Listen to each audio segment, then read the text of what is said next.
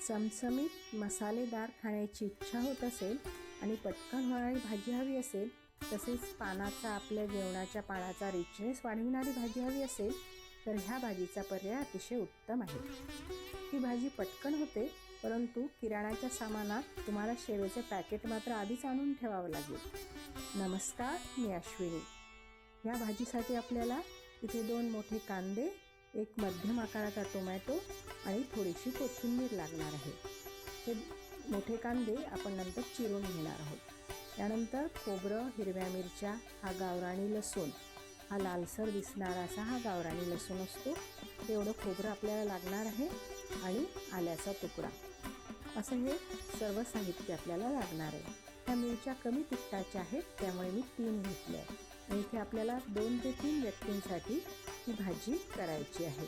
तुम्हाला जास्त लागत असेल तर तुम्ही त्याचं दुप्पट प्रमाण घेऊन वाढवू शकता। एक मोठ्या आकाराचा चमचाभर दही घेतला आहे, त्यात पाव चमचा हळद, 1 चमचा तिखट आणि 1.5 चमचा धणेपूड, असं हे सगळं घालून आता त्याला चांगलं एकजीव करायचं आहे। ह्या दह्यामध्ये हे मसाले घातल्यामुळे एक तर रसरशीत कमी तेलामध्ये भाजी होते आणि दुसरं म्हणजे याला एक तो आपण तोंडात टाकल्यावर असा चोपडा असा जो स्वाद लागतो, मलाईदार असा तो स्वाद या भाजीला येतो आणि याच्यामुळे आपल्या पोटाला जळजळ होत नाही। त्यामुळे अशा प्रकारात तुम्ही ही भाजी करू शकता। आता अगदी थोड्या तेलामध्ये मी आता खोबऱ्याचे तुकडे केलेले भाजून घेणार आहे। न जळवता थोड्याशा मंद गॅसच्या आचेवर हे खोबऱ्याचे तुकडे आपण परतवून घेणार आहोत। आता हे परतवलेले तुकडे काढायचे आणि याच तेलामध्ये आता थोडे कांदे मी परतवून घेणार आहे। हे कांदे थोडेसे परतले गेले की मग हळूहळू एक एक साहित्य आपल्याला घालायचं आहे। आता लसणाच्या पाकळ्या घालते आहे। साधारण 10-15 लसणाच्या ह्या पाकळ्या आहेत। गावरानी लसूण नसेल तर तुम्हाला अजून जास्त पाकळ्या इथे लागतात। त्यानंतर थोडंसं आलं घालते आहे यामध्ये। आता आपण कांदा घातला पहिल्यांदा, मग लसूण घातला आणि मग आलं घातलं, त्यानंतर आता हिरव्या मिरच्या घालतो। हे थोडं थोडं एक एक गोष्ट परतवत गेलं की मगच हळूहळू ह्या गोष्टी घालायच्या। आणि आता गोडलिंबाची पानं, स्वाददार गोडलिंब असल्यामुळे अगदी 5-7 गोडलिंबाची पानं पुरे झाले आहेत इथे।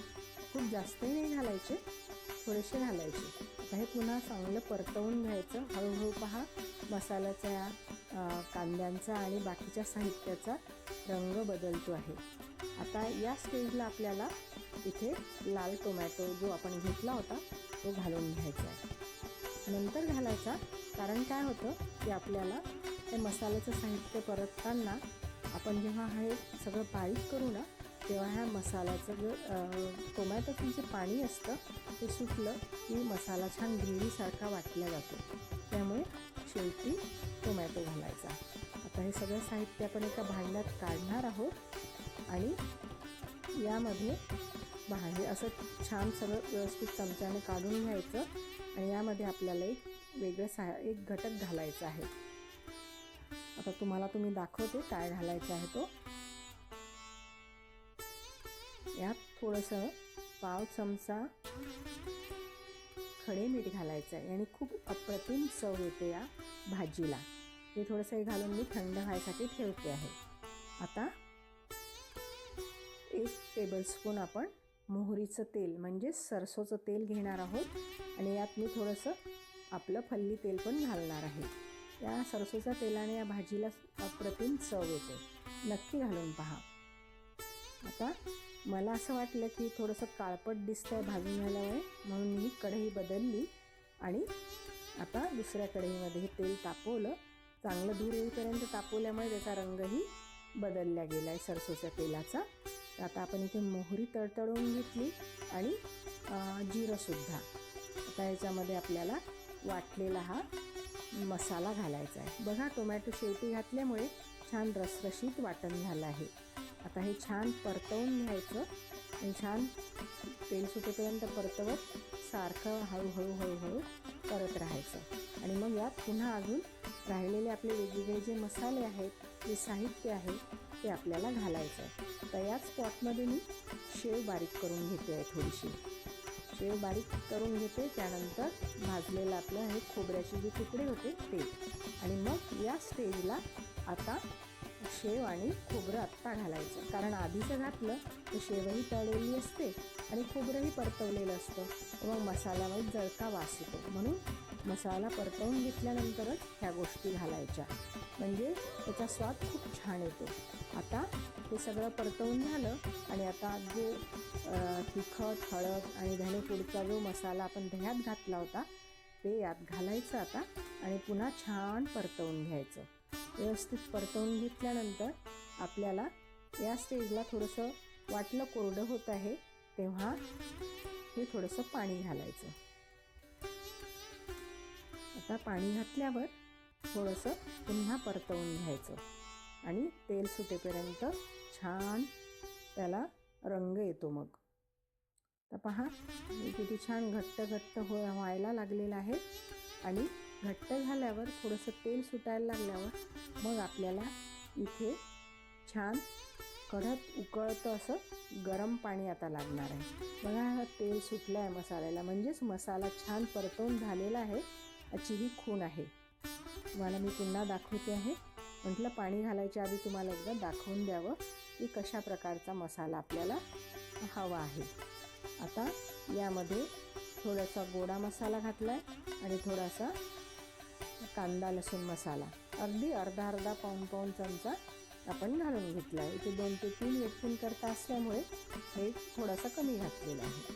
आता आपण छान उकळलेलं पाणी इथे घालतो. आपल्याला रस्सा जेवढा घट्ट हवा आहे त्या प्रमाणात अंदाजे पाणी घालायचं.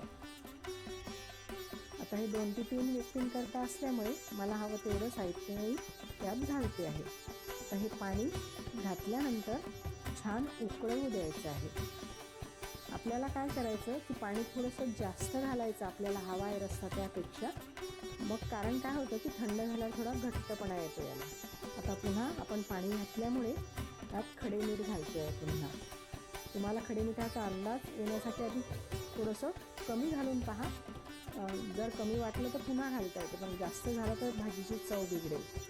आता या एका चमच्यामध्ये काय केलं की हळद, तिखट, थोडंसं काश्मीरी तिखट कलर येण्यासाठी मी घालून घेतलं फोडणीच्या तेलामध्ये, आणि आता पहा त्याचं उकळत छान रंग बदलतो आहे.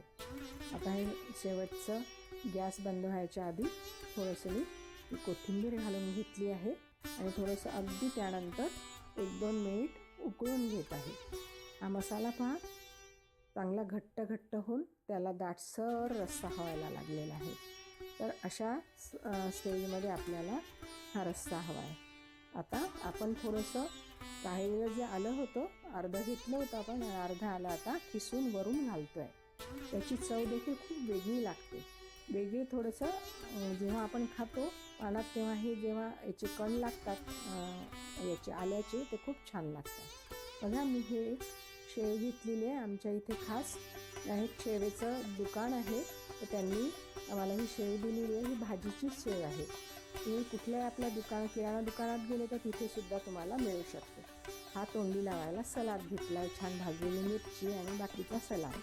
आता पान वाढून घेतलं आहे, त्यात वेळेवर मी ही शेव घातलेली आहे. पहा किती छान वाटतं आहे सगळं. बाजूला थोडीशी शेव कोणाला जास्त लागत असेल तर थोडेसे खारे खरमुरे, त्यानंतर छान ताजं ताक केलेलं, हा सलाद, पोळी किंवा भाकरी. मस्त सुट्टीच्या दिवशी देखील आपण हा मेन्यू करू शकतो. कोणी येणार असेल तर असा काहीतरी मसाल्याची भाजी छान रिचनेस वाढवणारी हवी असेल पण आपल्यासाठी कष्ट कमी असणारी, तर तुम्ही ही भाजी नक्की करा आणि अशा पद्धतीने केली तुम्हाला नक्कीच आवडेल.